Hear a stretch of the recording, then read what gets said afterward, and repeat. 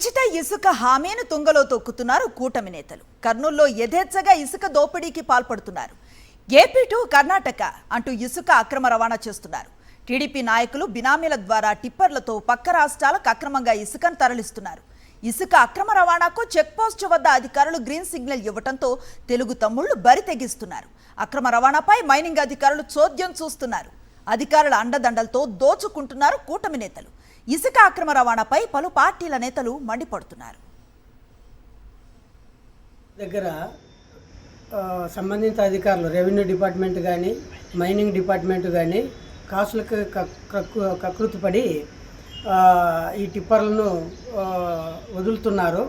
కాబట్టి దీంట్లోనూ కూడా టీడీపీ పెద్దవాళ్ళ హస్తాలు ఉన్నందువల్ల అక్రమ ఇసుక రవాణాన్ని యథేచ్ఛగా తరలిస్తున్నారు.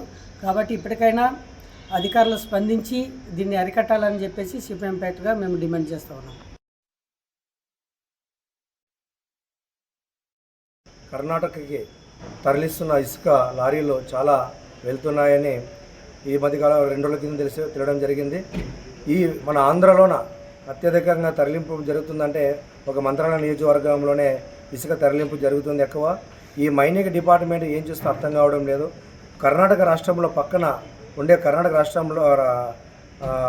రాష్ట్రంలో అక్కడ ఇసుక మన ఆంధ్ర నుంచి తరలిస్తూ వెళ్తుండగా కర్ణాటకలోన పట్టుకోవడం జరిగింది.